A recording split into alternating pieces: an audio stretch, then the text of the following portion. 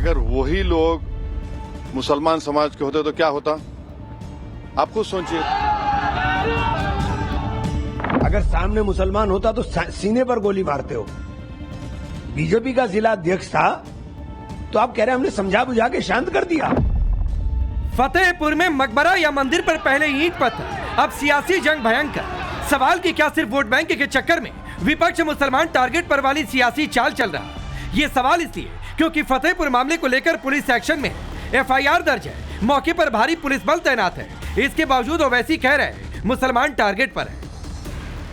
Police की मौजूदगी में जाकर खबरों को तोड़ा जा रहा है, बेहुरमती की जा रही है, दरगाह के अंदर जाया जा रहा है और पुलिस कुछ नहीं कर रही है। अगर वही लोग मुसलमान समाज के होते तो क्या होता? आप खुद सोचिए। तो कानून का इस्तेमाल जो है ना, मजहब को देखकर, पॉलिटिकल आइडियोलॉजी को देखकर इस्तेमाल किया जा रहा है। तो जाहिर है, तो ये तो एक बेहतरीन मिसाल है मुसलमानों से हेट्रेड की और उनको अप्रेस करने की, जो उत्तर प्रदेश में हुआ है कि दरगाह पर हमला, खबरों को तोड़ना। तो ऐसा लग रहा था कि फिर दोबारा 1992 वापस आ रहा है क्या?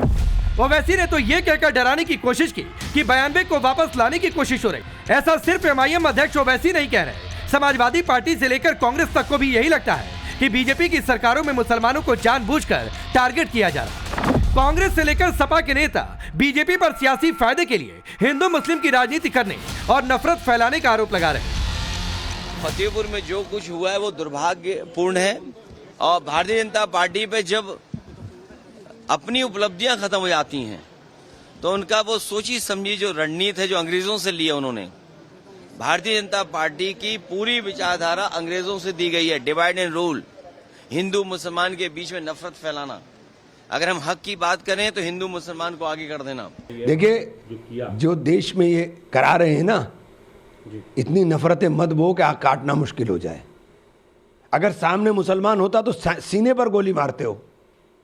बीजेपी का जिला अध्यक्ष था तो आप कह रहे हैं हमने समझा बुझा के शांत कर दिया। पूरा मजार अंदर से जाकर तोड़ देंगे तो कानून कहां है? फिर कानून का राज कहां है? ये फिर क्यों कहते हैं कि कानून का राज है? ये तो जंगल राज है। विपक्ष के ये नेता फतेहपुर के मकबरा वर्सेस मंदिर विवाद में मुसलमान टारगेट पर वाले नैरेटिव को इसलिए हवा दे रहे हैं क्योंकि वीडियो में भगवा झंडे, नारेबाजी और तोड़फोड़ दिखी। विधानसभा में भी योगी सरकार को घेरने की कोशिश की गई तो सरकार ने विपक्ष के आरोपों की हवा निकाल दी। साफ साफ कह दिया गया, कानून तोड़ने वालों को बख्शा नहीं जाएगा। इससे सांप्रदायिक सौहार्द बिगाड़ने की कोशिश भारतीय जनता पार्टी की सरकार कर रही है। ये नहीं चाहती है कि उत्तर प्रदेश में शांति व्यवस्था बनी रहे। तो ये एक परिपाटी चल गई है कि मुस्लिम मदरसों को तोड़ो, मुस्लिम मकबरों को तोड़ो, जिससे सांप्रदायिक सद्भाव बिगड़े और एक पक्षीय राजनीति इनकी चल सके। इसमें सरकार का और कोई सरकारी तंत्र का किसी प्रकार से इन्वॉल्वमेंट नहीं है। हम इस बात का पूरी तरीके से खंडन करते हैं। कल की जो घटना थी, बाकायदा इसमें रिपोर्ट पंजीकृत हुई और पूरी तरीके से कानून अपना काम करेगा। जो भी कानून को अपने हाथ में लेने की कोशिश करेगा, जो भी कानून को अपने हाथ में लेने की कोशिश करेगा, उसको न्यायिक प्रक्रिया के तहत दंड जरूर मिलेगा। मानव एक तरफ योगी सरकार कह रही कानून व्यवस्था के मुद्दे पर कोई समझौता नहीं, तो दूसरी ओर फतेहपुर में पुलिस प्रशासन का एक्शन जारी है। 10 नामजद और 150 अज्ञात लोगों के खिलाफ FIR दर्ज कर कार्रवाई की जा रही। लेकिन अपडेट इतना भर नहीं, हंगामे और तोड़फोड़ के इल्जाम सपा नेताओं पर भी लगे जो विवादित ढांचे में तोड़फोड़ करने वाली भीड़ में शामिल थे। उन्हीं में से एक आरोपी पप्पू सिंह चौहान ने अब सनातन और हिंदुत्व का नारा बुलंद करते हुए समाजवादी पार्टी को छोड़ने का ऐलान कर दिया। अगर हम अपने हिंदू धर्म की बात करते हैं तो इन लोगों को बहुत बुरा लगता है। इसलिए मैं माननीय अखिलेश यादव जी से गुजारिश करता हूं और अपना इस्तीफा समाजवादी पार्टी को मैं देने जा रहा हूं और दे दिया हूं। सभी पदों से मैं मुक्त होना चाहता हूं। मैं हिंदू हूं और हिंदू की बात करूंगा। मैं सनातनी हूं, सनातनियों की बात करूंगा। मेरा पूरा जीवन हिंदुत्व में समर्पण है और सनातन के लिए समर्पित है। हिंदू मुस्लिम का कार्ड खेल रही विपक्षी पार्टियां सियासी रोटियां सेकने में लगी हैं, तो दूसरी ओर हिंदू संगठन इसे आस्था और ऐतिहासिक दावों से जोड़ रहे हैं। वो ताल ठोक कर कह रहे हैं ये मकबरा नहीं मंदिर है। 2 ठो जो है मजारें गाड़ दी गई हैं, केवल 2 ठो मजार बनी हुई है और वहां पर आज भी आप देख लीजिए त्रिशूल का निशान है, कमल का निशान है, शंख घंटे का निशान है, सारे निशान वहां पर मंदिर के मिल रहे हैं। उसके बावजूद भी उसको मकबरा का रूप दिया गया, तो ये गलत है ना। फतेहपुर विवाद पर ओवैसी से लेकर पूरा का पूरा विपक्ष तलवारें खींचे हुए है, तो हिंदू पक्ष फतेहपुर के कथित मकबरे पर ठाकुर जी का मंदिर होने का दावा कर रहा, दस्तावेज पेश कर रहा, हिंदुओं की जमीन को फर्जी तरीके से मकबरे के नाम पर रजिस्टर कराने का आरोप लगा रहा, और अब बीजेपी के विधायक नंदकिशोर गुर्जर हिंदू संगठनों के दावों के समर्थन में खड़े दिखे। देखिए, दरगाह कभी यहाँ थी नहीं हिंदुस्तान में। दरगाह तो जो जमीनें थी हमारी उनको कब्जा किया गया, हमारे मंदिरों पर तमाम कब्जा किया गया, और हिंदुस्तान में एक भी मुसलमान नहीं था। 1600 ईस्वी के बाद औरंगजेब आया, इन्होंने कत्लेआम मचाया, दुराचार बलात्कार किए, बेटियों को जौहर करना पड़ा, लूटा गया। तो कुछ लोग डर के, जो हिंदू बेचारे कमजोर थे, वो मुसलमान बने, और आज ये सब चीजें खत्म हुई है। मुसलमानों को साथ आना चाहिए। मंदिर उनका भी था, भगवान भोलेनाथ का अगर वहाँ मंदिर है तो, हालांकि माननीय सुप्रीम कोर्ट ने इसमें स्पष्ट निर्देश दिया है कि जितनी मजार और जितने भी अवैध कब्जे उनको हटाया जाए, तो उनको जिलाधिकारी से बात करके उसको हटवाना चाहिए था। तो उस मंदिर को शानदार बनाना चाहिए, और इस तरह की मजारें जहां भी हैं, जहां भी विवाद है, उसको खत्म करना चाहिए, जिससे कि देश में हमेशा के लिए अमन शांति बनी रहे। फिलहाल फतेहपुर में शांति है, लेकिन सियासी रोटियां सेकने के चक्कर में विपक्षी नेता हिंदू मुस्लिम का कार्ड खेल रहे, तो वहीं तुष्टीकरण की सियासत के लिए नफरती राजनीति को हवा दिया जा रहा। ये नैरेटिव कर रहे हैं कि देश में मुसलमान, उनके मदरसे और मजार सब टारगेट पर है। Bureau report, times now Bharat. चलिए आपने रिपोर्ट देखी, आपका परिचय मैं आज के मेहमानों से करवाता हूं। शुभ रास्ता पॉलिटिकल एनालिस्ट के तौर पर सूर्या मैथिल पॉलिटिकल एनालिस्ट हैं, मनोज यादव जी समाजवादी पार्टी के नेता और प्रवक्ता, शादाब चौहान है एमआईएम के नेता, और हाफिज नूर अहमद अजहरी है state president Muslim personal law board of India के। आप सभी का बहुत बहुत स्वागत है। शादाब, आपसे शुरू करता हूं। 92 रिपीट हो रहा है, डरा रहे हैं, भड़का रहे हैं?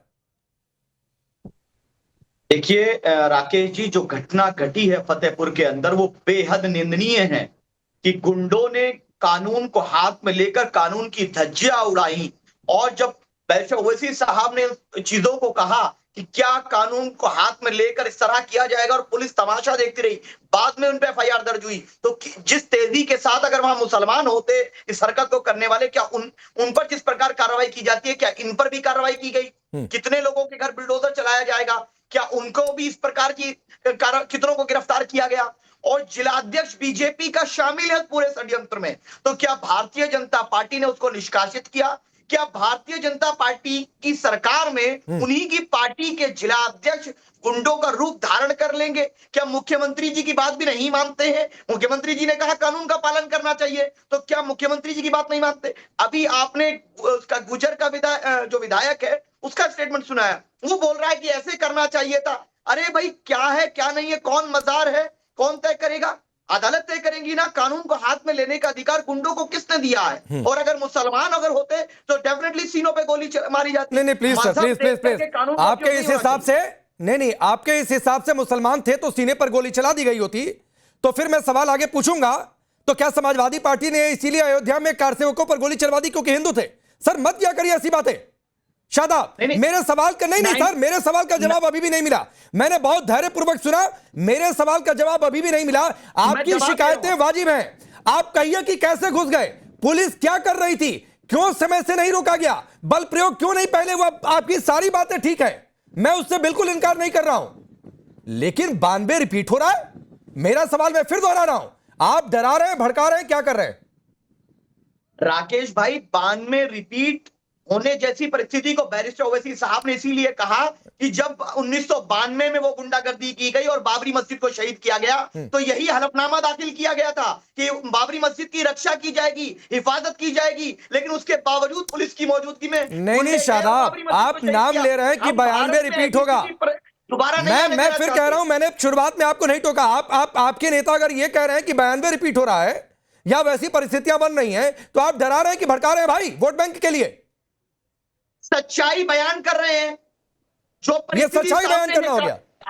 आप मुख्यमंत्री जी पर, ये मुख्यमंत्री जी की जिम्मेदारी है, जिन्होंने कानून को हाथ में लिया उन पर सख्त से सख्त कार्रवाई हो। तो हो तो रही है ना कार्रवाई, चलने वाला है। 10 लोगों पर नामजद केस दर्ज हुआ है, 150 लोगों पर अज्ञात लोगों पर केस दर्ज हुआ है, और आप कह रहे हैं बीजेपी के लोग, उसमें सपा के लोग भी थे जो आरोप लग रहे हैं।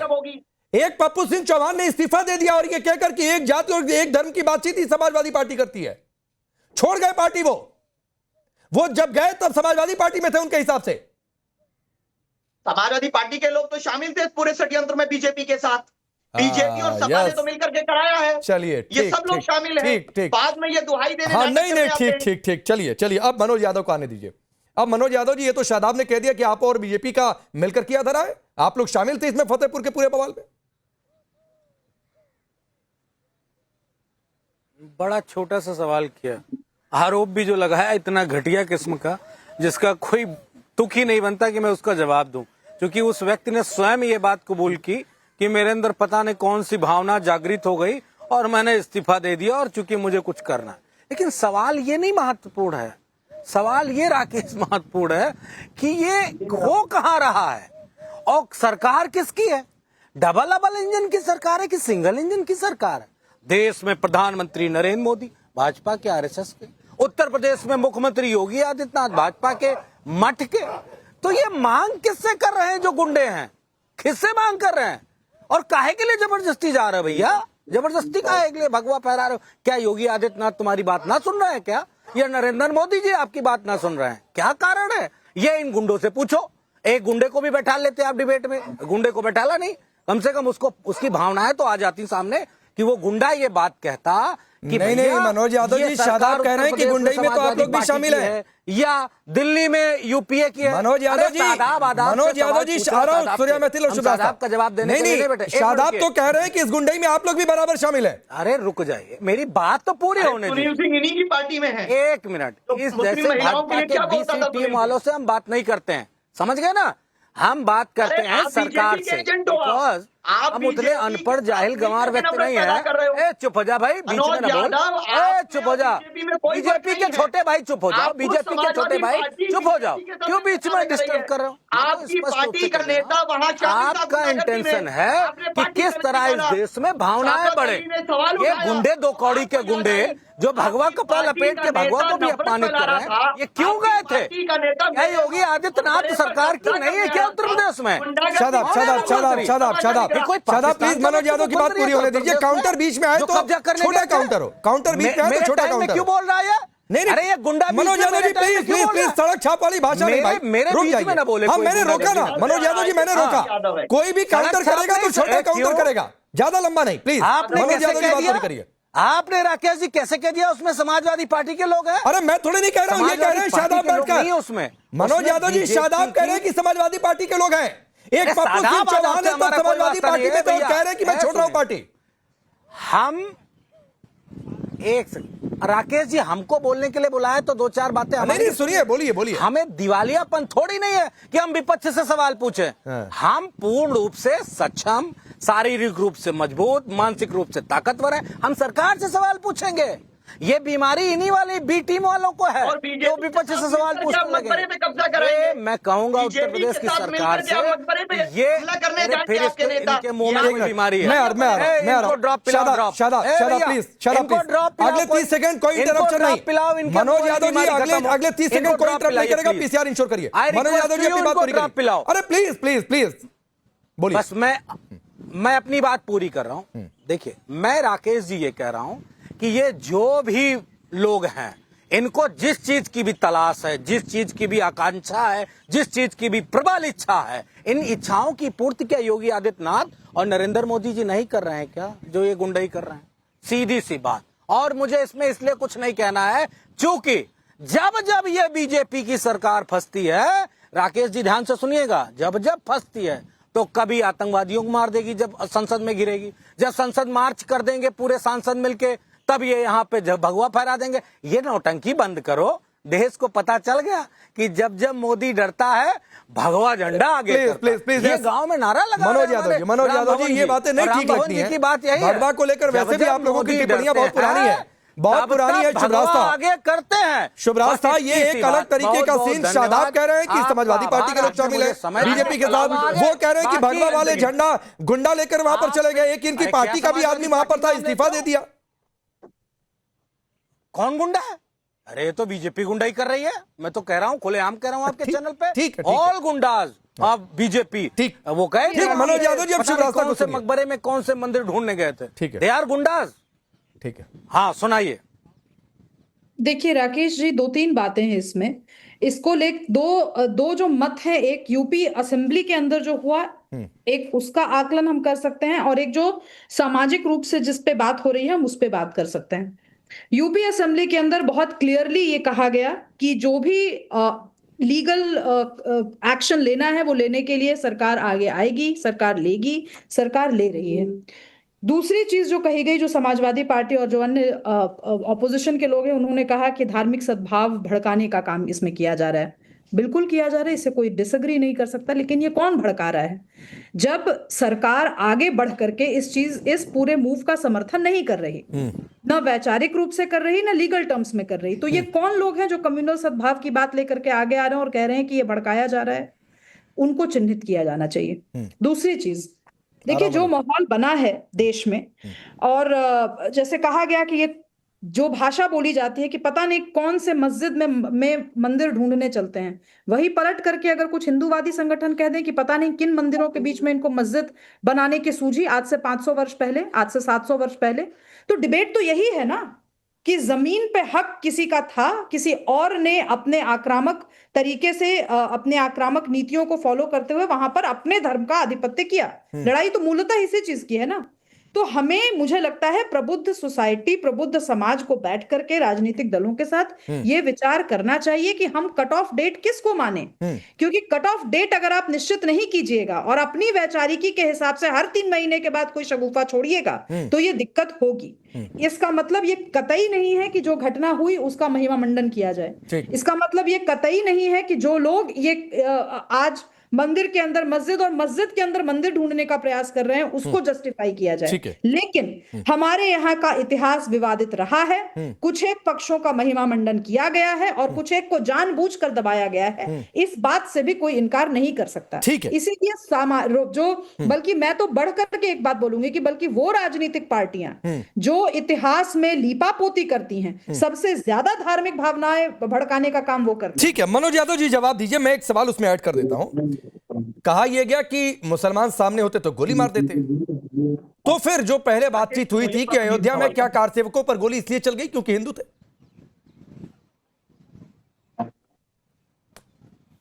देखिए एक बात बताएं, मैं उस माननीय सुप्रीम कोर्ट के उस आदेश का हवाला दूंगा उस वाले सवाल पे जो आप पूछ रहे हैं। जब कार सेवकों पे गोली चली तो माननीय सुप्रीम कोर्ट का आदेश था, उस आदेश का पालन करने के लिए गोली चली, और उसमें मुझे कुछ, अब मुझे लगता नहीं इतनी पुरानी बात को बार बार रिपीट करूं, बहुत पुरानी बात। हिंदू पर गोली चली पुरानी बात है, बड़ी अच्छी बात। संभल में हिंदू मार दिए गए पुरानी बात है, नहीं ना उखाड़े उसको। अरे एक मिनट, हमको बात पूरी कर ले जाओ, एक सेकंड। देखिए राकेश जी, मैं डिबेट को बड़े अच्छे मोड पे ले जाना चाहता हूँ, और तड़ाक तू आप मुझे हर अच्छे मोड पर कोई तू तड़ाक नहीं करना चाहता है मनोज जी, इसीलिए मैंने, लेकिन डिबेट में छोटे छोटे सवाल आ जाते हैं, वैसे ही छोटा सवाल मैंने दाग दिया। भैया राकेश, छोटे सवाल, मैं सुब्रास्टा जी की बात का समर्थन कर रहा हूं कि उन्होंने ये बात कही कि कोई भी ऐसे चीजों का समर्थन नहीं करता और इन पे कार्रवाई। तो मेरे मन में भगवान कृष्ण ने एक तुरंत उत्तर भेजा, कहा जाके राकेश जी के माध्यम से जनता को बता दो, क्योंकि मांग बीजेपी भी कर रही है और मांग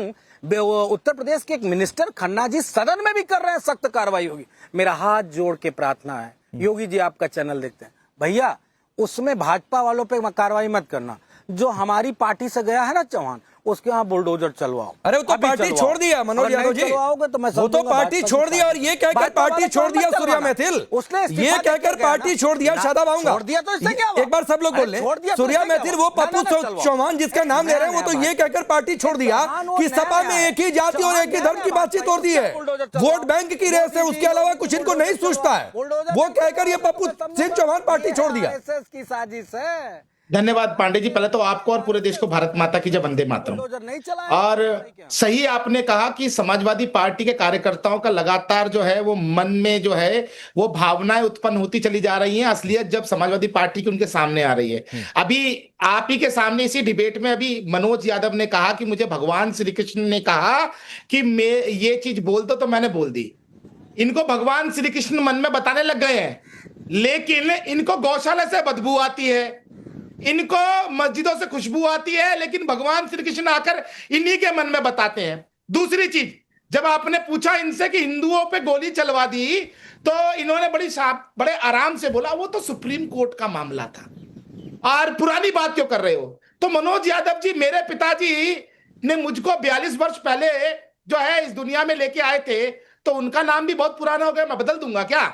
आप अपने पिता का नाम बदल के कुछ और लिख लेंगे क्या? हो सकता है वोट बैंक की राजनीति में जिस प्रकार से डिंपल भाभी के संग अपमान हुआ है और आप लोग सब लोगों ने मुंह में दही जमा लिया, कुछ भी संभव है समाजवादी पार्टी में। इसीलिए तो समाजवादी पार्टी के कार्यकर्ता लगातार जाते जा रहे हैं। उनको पता है कि समाजवादी पार्टी में केवल एक धर्म की और एक विचारधारा की बात होती है और उसके लिए वो अपनी परिवार की औरतों का अपमान भी करा सकते हैं।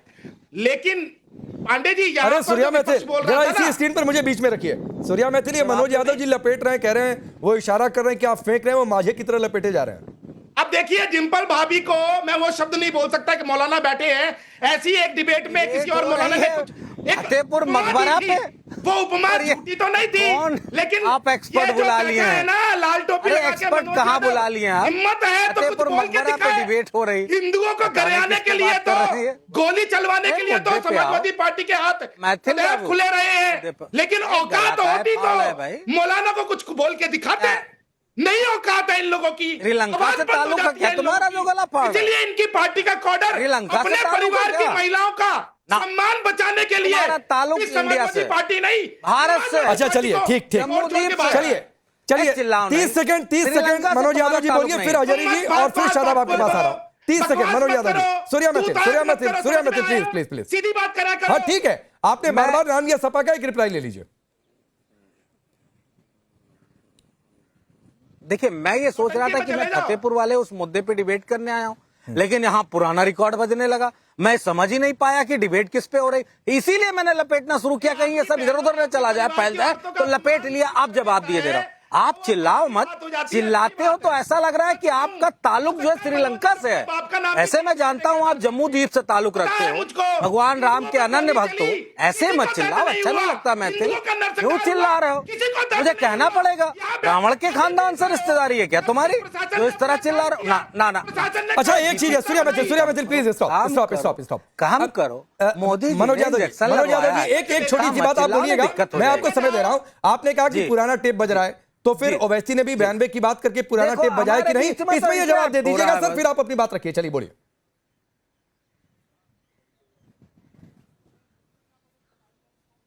देखिए, ओवैसी जी जो हैं वो छोटे भाई हैं मोदी जी के, इसलिए मैं उस पर ज्यादा टिप्पणी नहीं करता। बड़े भाई टिप्पणी कर दो जिसका नॉन सीरियस, छोटे भाई क्या टिप्पणी करना।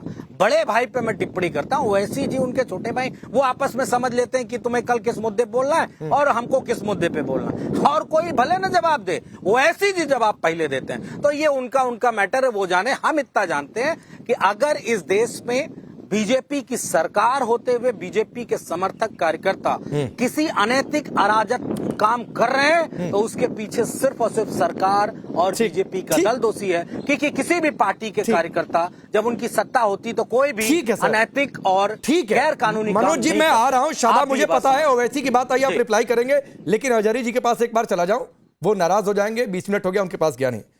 अजहरी जी, ये मुस्लिम टारगेट पर 92 रिपीट की बात, तो क्या आपको ये लगता नहीं है कि ये वोट बैंक की रेस है, या फिर आपके मन में क्या चल रहा है? राकेश जी, जब आपने डिबेट की शुरुआत की थी तो मैं सोच रहा था कि आज कम से कम आप भारतीय जनता पार्टी को जरूर कटघरे में खड़ा करेंगे। ये मैं सोच रहा था। अच्छा। कि कहीं ना कहीं थोड़ी बहुत तो ईमानदारी होगी, लेकिन आपने फौरन राहुल गांधी और ये सब आप ले आए। राहुल गांधी का तो नाम ही नहीं लिया मैंने। आपने लिया था नाम, आपने किया। आप राहुल गांधी का मैंने नाम ही नहीं लिया। मैं चैलेंज करता हूं, राहुल गांधी का नाम लिया, कांग्रेस सपा के क्या बयान दिखा दी। मैंने राहुल गांधी का नाम नहीं लिया। कांग्रेस के इमरान मसूद ने कहा कि मुसलमान सामने होते तो गोली मार देते हैं, तो वो मैंने कहा, मैंने राहुल गांधी का नाम नहीं लिया। आपने ज्यादा कहीं से सुन लिया, कोई और चैनल तो नहीं चल रहा आपके अगल बगल में? सुन लेना दोबारा से। नहीं मैं तो सुन लिया, मैं तो चैलेंज दे रहा हूं, सुना दीजिए।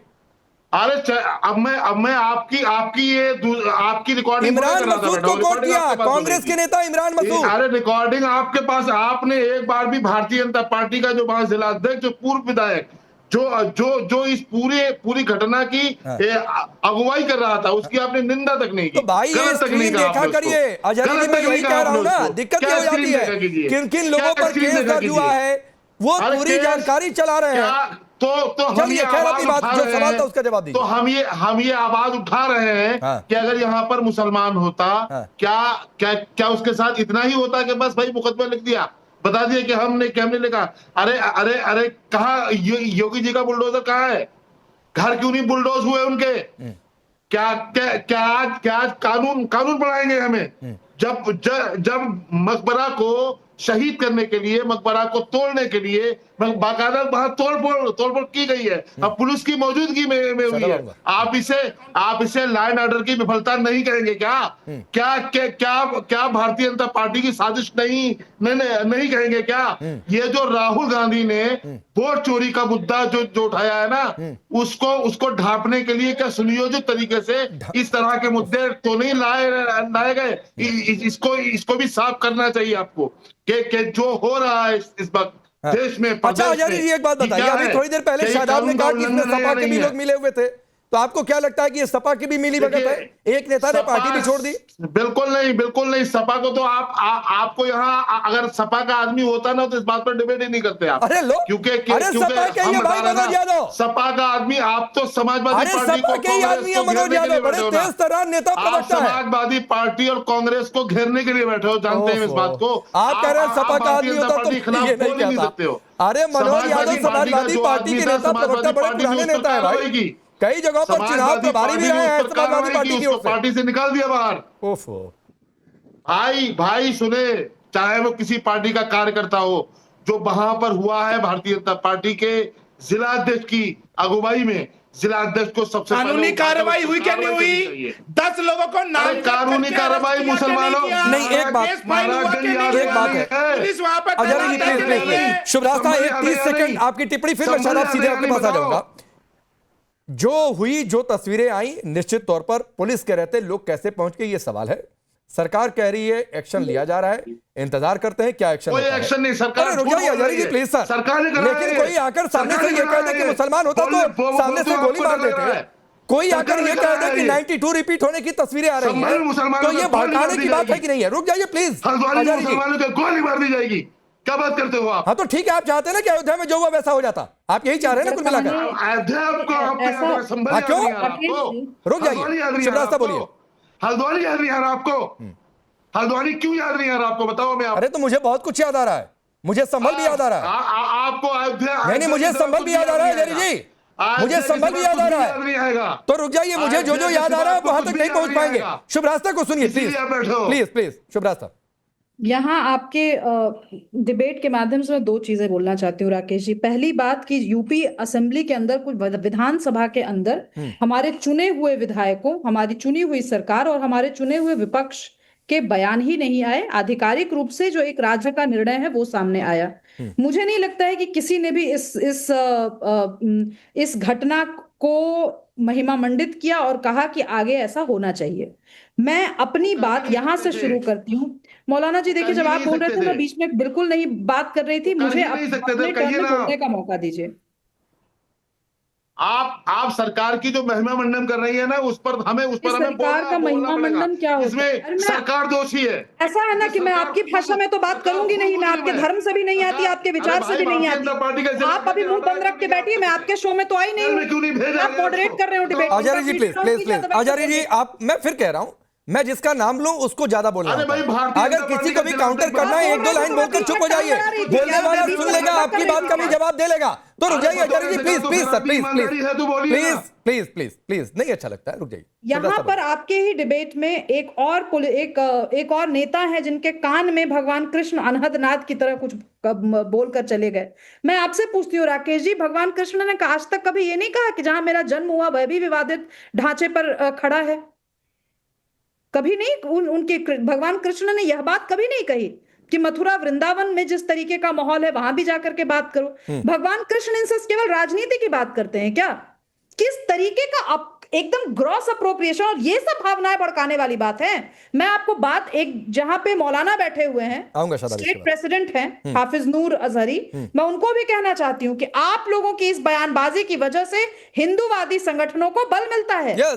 फिर उनको लगता है कि अयोध्या में जिस तरीके का लंबी लड़ाई लड़ी गई, फिर एक लंबी वैचारिक लड़ाई लड़नी चाहिए, जबकि ये लड़ाई लड़ने की बात है ही नहीं। संविधान ने कह दिया, वो लाठी डंडे और तलवारें लेकर के सामने आ रहे हैं। अरे सुन लीजिए मौलाना, हमारे यहाँ विधि का विधान चलता है, हमारे यहाँ हदीस का विधान नहीं चलता। कोई बात नहीं है, मैंने कहा हमारे चुने, फिर से मैं कह दूं, हमारे चुने हुए विधायकों ने, हमारी चुनी हुई सरकार ने, हमारे चुने हुए विपक्ष ने आधिकारिक तौर पर एक निर्णय लिया कि इस समस्या को किस तरीके से देखा जाए। अब इसके बाद अगर आप बात कर रहे हैं राकेश जी, तो समाज में जो बातें होती है वो भी सामने आएंगी। कुछ लोगों को ऐसा लगता है कि ऐतिहासिक रूप से हिंदुओं पर अन्याय हुआ है, हिंदुओं को अपनी जमीन नहीं मिली। वहीं दूसरी तरफ कुछ समाज, कुछ लोगों को ऐसा लगता है कि भाई मुसलमानों को दबाया कूदा जा रहा है। अब इन दोनों के बीच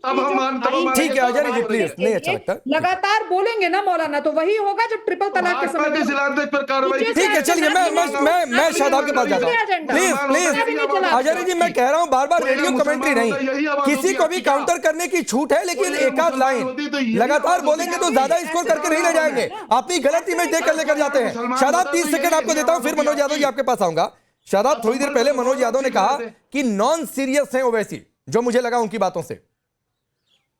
नॉन सीरियस तो अखिलेश यादव जी हैं, जो पीडीए में मुसलमान शब्द इस्तेमाल नहीं करते। 4 बार मुसलमानों की वोट की भीख पर जिन्होंने सरकार बनाई, वो बताएंगे सीरियसनेस। बिल्कुल, हम तो इनको नॉन सीरियस लगते हैं कि यादव के सामने मुसलमान बैठकर बात कैसे कर रहा है अपने अधिकार की, इनको तो यही लगता है। और अपर्णा यादव जी को जो बीजेपी ज्वाइन कराई है, ओवैसी साहब ने कराई है ना।